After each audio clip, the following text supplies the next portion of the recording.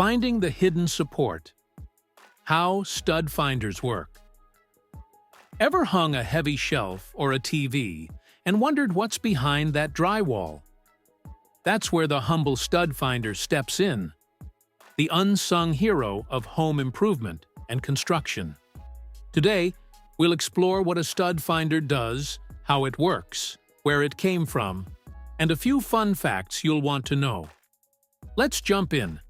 A stud finder is a handheld tool used to locate the vertical framing members, typically wood or metal studs, hidden behind wall surfaces like drywall, plaster, or paneling. Why does it matter? Because mounting heavy objects directly into drywall alone is risky. The stud provides the structural support your screws and bolts need. Without it, you might end up with a fallen shelf, cracked wall, or worse. The concept of detecting hidden structure in walls goes back decades. Early stud-finding tools were simple magnets that detected the fasteners, nails, or screws used in wood framing. In 1977, a major shift occurred when an electronic stud finder was developed using capacitance changes. This allowed detection based on density changes behind the wall, not just metal fasteners. More recently, radar-based and multi-sensor stud finders have emerged, allowing greater depth and accuracy, especially in older or tricky wall constructions. So, from magnetics to electronics to radar, the tool has evolved to meet more complex needs in construction and renovation. Let's break down how the two main types of stud finders work.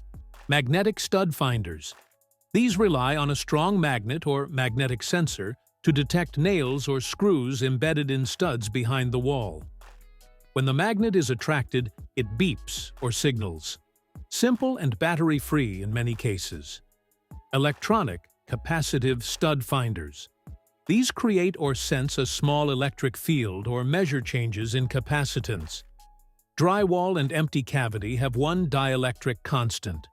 When you pass over a denser stud, the dielectric changes, the capacitance shifts, and the device signals you. Here's a simple analogy. Imagine the stud finder's sensor is asking, "How hard is it for me to push my electric field through this wall right now?" When the answer goes up, because there's wood/metal behind, it lights up. Important note: for accurate results, you must calibrate the device.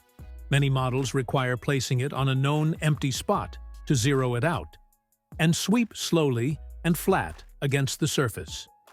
Some advanced units also detect live wires, metal pipes, or use radar to see deeper into thick or irregular walls. Here are some fun facts and pro tips.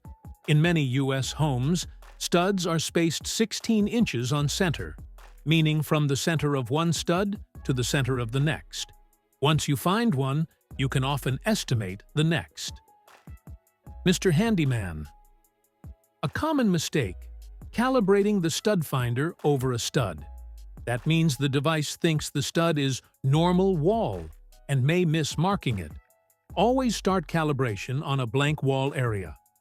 Some builders refer to older magnetic stud finders as simply wand magnets because they detected nails, not the stud itself.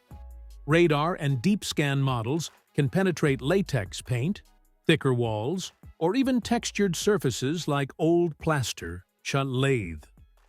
That means, if you're working in older homes, a basic model may struggle.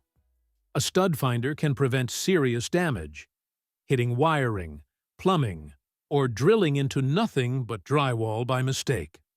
We hope you enjoyed the commentary.